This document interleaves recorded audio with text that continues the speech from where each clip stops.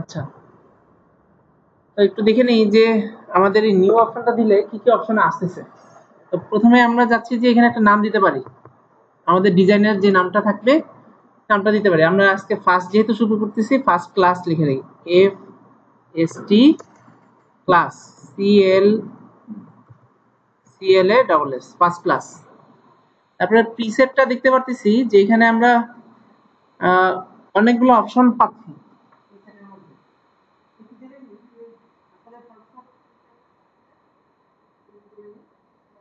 বলা হয় web base, web base. আমরা হোয়াটসঅ্যাপে যে কাজগুলো করবো আমাদের সার্ভিস আছে, আর ইলাস্ট্রেটরকে বলা হয় ইন্টিরিয়ার সফটওয়্যার, ইঞ্জিনিয়ারের জন্য।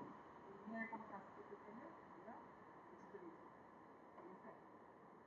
ইলাস্ট্রেটরের ভেক্টর ডিজাইন করা যায়, হোয়াটসঅ্যাপে সব ডিজাইনটা করতে হয়। আমরা যে ডিজাইনগুলো করবো সেটা একটা নির্দিষ্ট মাপ থাকবে, 800-600 বা উইদার হাইট থাকবে, তাই না? এটা আমি যদি একটা বিল্ডিং এর সমান কিনতে চাই তাহলে দেখা পিক্সেলগুলো যাবে কেটে আটা আটা রাখবে। সেই দিক থেকে ইলাস্ট্রেটরে যদি আমরা ডিজাইন করি সেটাকে ভেক্টর ডিজাইন যদি কনভার্ট করে নিই, তাহলে আপনি যত বড়ই একটা স্লিপের সাইজ করেও যদি একটা পিন দেন তারপরে আমার ডিজাইনটা আমার ল্যাপটপেই হবে, যেটা আমি যত বড় করবো সেটা বিভিন্ন ইলাস্ট্রিকের মতো পিনে রবারের মতো করে দেবে, এমন একটা থাকবে না। আমাদের এই পিনে টানলে ছিঁড়ে যাবে, যেগুলো ইলাস্ট্রিকের মতো কাজ করবে। আমরা দেখেছি যে প্রথম আমাদের ওয়েব বেস সফটওয়্যার এর জন্য সেটা ইন্টিরিয়ার ঠিক মাথায় রাখবে। যে কোনো কিছু যেটা আমি দিতে চাচ্ছি সেটা আমরা যে কোনো কিছু যেটা আমরা প্রিন্টে নিয়ে খেয়াল করেন যে আপনারা যে আমরা কি আমরা যেখানে কাজ করি ফিনিশিংয়ের কাজ করি, বুঝতে পারছেন? হোয়াটসঅ্যাপে কাজ করে কোনগুলো ছবি নিয়ে গেছে, ছবি ফর্সা করতেছে, সাদা করতেছে, ছবিটা প্রিন্ট দিচ্ছে, সেটা হলো আপনার পাসপোর্ট সাইজের ছবি করতেছে। এটা এটা এইরকম বড় ছবি থাকতে হবে, এটা এরকমই আছে, শুধু ফর্সা করতেছে, এজন্য এটা আমরা তারপর ধরেন ব্যানার, ওয়েবসাইটে ব্যানার সেট করে আমরা স্লাইডার, ফ্লায়ার, এগুলো সব ফ্লায়ারের কাজ করবো আমরা চেষ্টা করবো। আপনারা নিজেরাও যদি পিএইচডিতে নিয়ে যান, দেখবেন যে আমরা যেটা নিয়ে গেলে ওরা ডিআই ফর্মেটে নিয়ে আসে, আমরা যদি ইলিস্ট্রেটর সবের ভিন্ন, কারণ প্রিন্টিং এর কালার আর আমাদের ওয়েবসাইটের কালার দুটো আমাদের পার্থক্য। ওয়েবসাইটে যে কালারটা ইউজ হয় এটা হলো RGB, একটু লিখে নিই আমরা। ওয়েবসাইটে যে কালারটা ইউজ হয় সেটা হলো RGB, RGB তিনটা কালার, তার মধ্যে রেড, গ্রিন, ব্লু, RGB।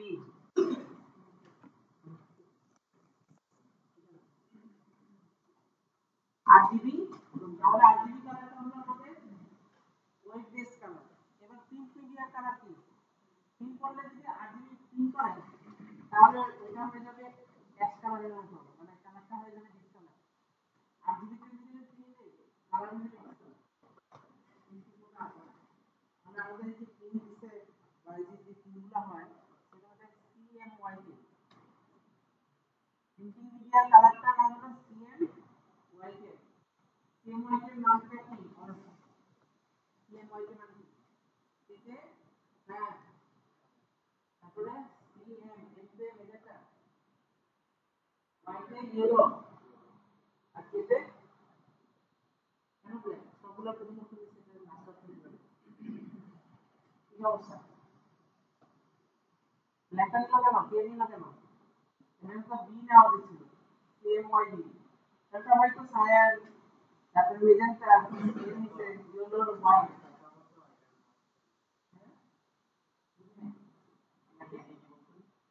এটা কেমন হচ্ছে? ব্ল্যাকে ব্ল্যাকে তো বি নেওয়া উচিত ছিল।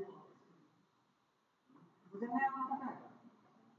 ব্ল্যাকের বি নেওয়া উচিত ছিল, কে নিচে কেন? এটা আমাদের আপনাদের কাছে একটা প্রশ্ন থাকলো, আপনাদের জানার কথা।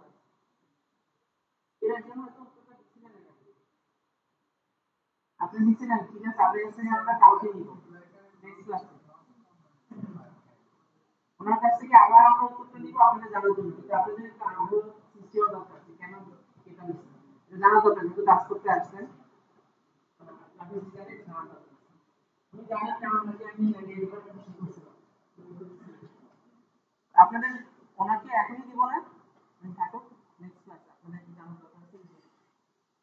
তাহলে আমাদের যেহেতু এটা ওয়েবসাইটের জন্য আর ফটোশপ আমরা ওয়েবসাইটের মধ্যেই করব, লোগো ডিজাইনের জন্য তারপরে এগুলো তারপরে ক্লায়েন্টকে একটু জিজ্ঞেস করে নিতে হয় যে লোগো ডিজাইনটা কি সে প্রিন্ট করবে, তাহলে পাবেন তুমি অনেকগুলো। এখন হচ্ছে লোগোটা কিন্তু ওয়েবসাইটে থাকে, লোগোটা আবার যদি প্রিন্ট হয় তাহলে আমাকে ইলাস্ট্রেটরে একটা ভার্সন দিতে হবে, একটা ভার্সন দুইটা ভার্সন আমাকে একসাথে যদি ইলাস্ট্রেটরে করা হয়, একসাথে দুইটা ভার্সনে কাজ করা যায়। এখান থেকে ইলাস্ট্রেটরে চলে যাওয়া যায়, আবার ওখানে কাজ টাজ করে আবার ওখানে চলে আসা যায়, ব্রিজ সিস্টেম করা যায়। তাহলে ব্রিজ যদি কাজ করতে চান তাহলে আপনাদের লাগবে হলো PSC, এই সব PSC ওটাতে ব্রিজ করা আছে। ব্রিজ মানে হলো আমি এই ডিপার্টমেন্টে কাজ করতেছি, এখন এই ডিপার্টমেন্টে চলে আসা দরকার, তাহলে এখান থেকে আমি কোনো সফটওয়্যার রান করবো না, এই কাজটাই নিয়ে চলে আসতে পারবো রেজিস্টারে, রেজিস্টারে কোন কাজ করে আবার চলে আসতে পারবো। আপনারা যারা এক্সেল করছেন আর মাইক্রোসফট ওয়ার্ড, এক্সেলে কাজ করলে মাইক্রোসফট ওয়ার্ড চলে যাবে, আবার ওয়ার্ড থেকে এক্সেলও চলে যাবে, এরকম একটা সিস্টেম আছে এক্সেল আর ওয়ার্ড। তারা হয়তো আপনারা যারা এক্সেল করছেন আবার ইলাস্ট্রেটর থেকে ভার্সনে আসা যায়, ভার্সন থেকে ইলাস্ট্রেটরে যাওয়া যায়। সিসিতে তো আগে অনেক অনেক কিছু আপডেট হচ্ছে, আসছে কিন্তু দেখতেছি না পরে যদি ইন্টারনেটটা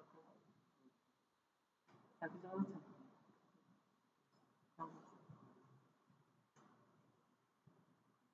তো আমাদের যেটা হলো যে আমরা ওই অপশনটা দিতে পারি, আর এখানে শুধু একটা অপশন আছে, আমরা একটা সময় বোতল বানানো শিখবো, কিভাবে বোতল বানায়, চিনি বোতল, বল কিভাবে চিনি করে, এগুলো শিখতে হবে আমাদের।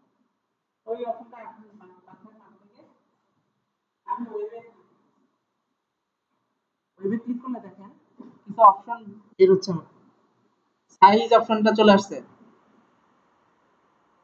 সাইজটা এখানে আছে 1600 1200। আমরা সবসময় হাই এই কি বলে পিক্সেলে কাজ করব, তাহলে হাই পিক্সেলে যদি কাজ করি এটাকে ছোট করলে থাকে, আর বড় ভার্সনটাও আমরা পেয়ে যাচ্ছি। হাই পিক্সেল কোনটা 1600 ইনটু 1200, এটাতে যদি আমরা কাজ করি তাহলে আমাদের এটা বড় করা নিয়ে কোনো টেনশন নেই, কারণ এর থেকে বড় আমাদের দরকার নেই। আর এটা যদি ছোট করি তাহলে পারবে না, কিন্তু আমি যদি ছোট থেকে বড় করার চেষ্টা করি তাহলে তো পেরে যাবো। এই জন্য সবসময় আমরা যখনই কাজ করি আমরা 1600 1200 নিয়ে কাজ করি। তো এটা রেঞ্জ কত পর্যন্ত যাওয়া যায় এটা জানেন আপনারা? এই যে এখানে উইথ আর হাইট, হাইট কত পর্যন্ত বসানো যায় জানেন? তো বসালে একটা ক্লিয়ার হয় 0 কত পর্যন্ত যাওয়া যায়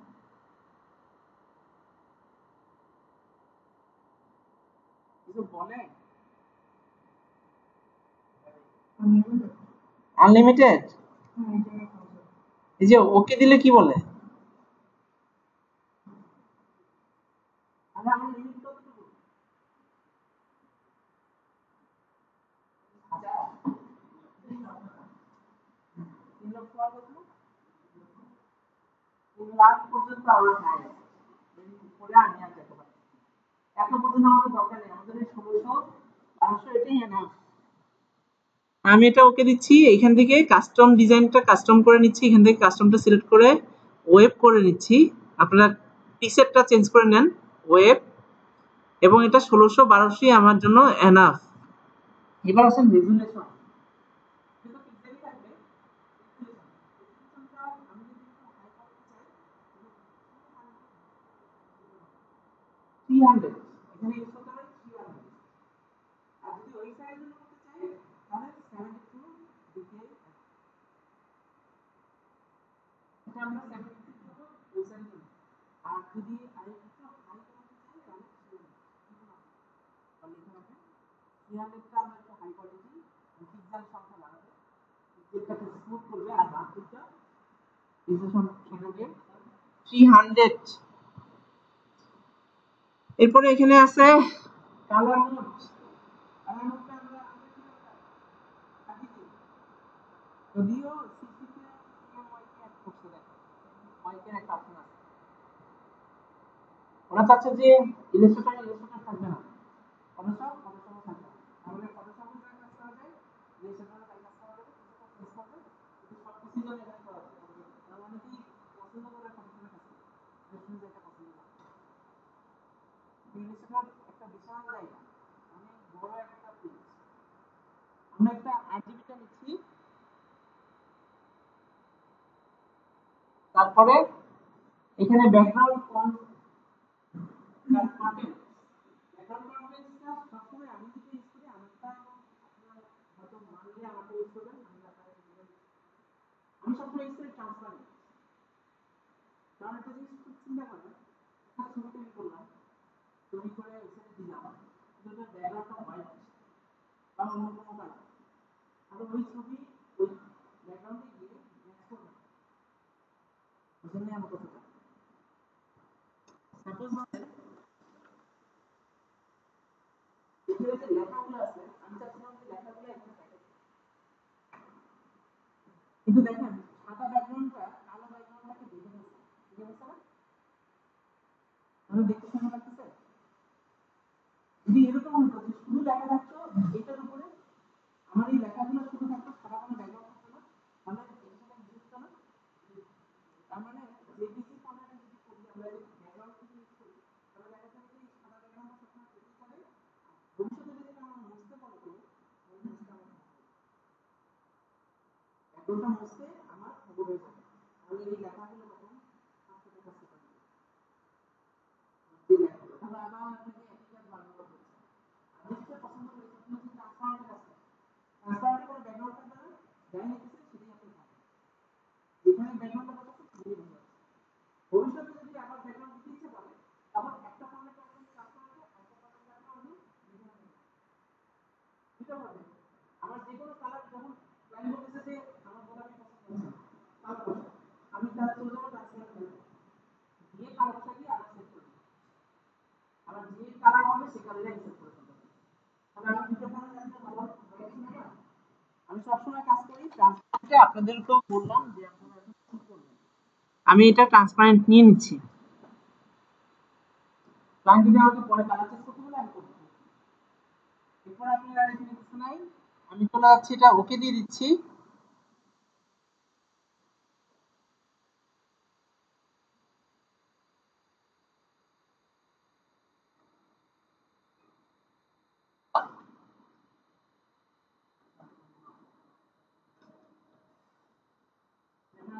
ট্রান্সপারেন্ট ব্যাকগ্রাউন্ড হলো আমাদের ট্রান্সপারেন্ট, কোনো কালার নাই, কিছু নাই, এরপরে কোনো ইচ্ছা নাই।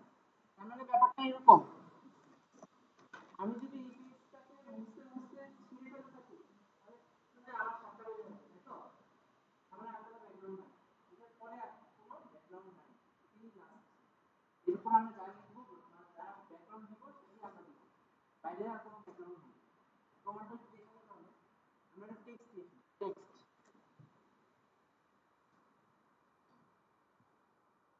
আমি একটু লিখে নিই, আপনারা পরে আগে দেখে নেন যে আসলে ব্যাকগ্রাউন্ড আছে কিনা।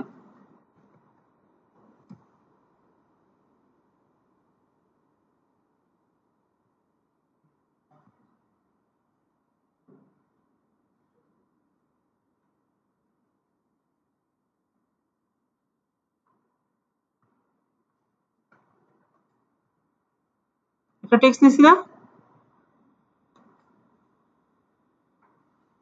কালারের সমস্যা আছে।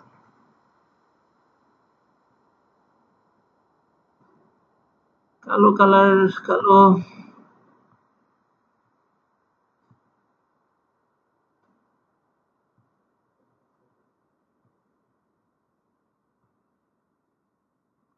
এখন দেখতেছেন না কালো কালারের ব্যাকগ্রাউন্ড যদি ট্রান্সপারেন্ট ট্রান্সপারেন্ট রাখতে চাই, যেটা ট্রান্সপারেন্ট থাকে এগুলো ব্যাকগ্রাউন্ড আমরা ফরম্যাট গুলো জেনে নিতে হবে।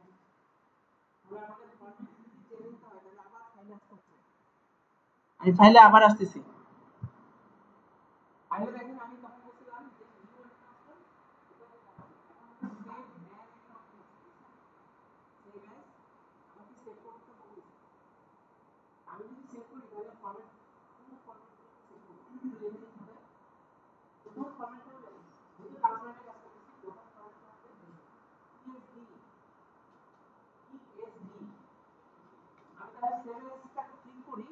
তারপরে পিএসডি ফরম্যাটটা কোথায় পাবেন দেখে নেন।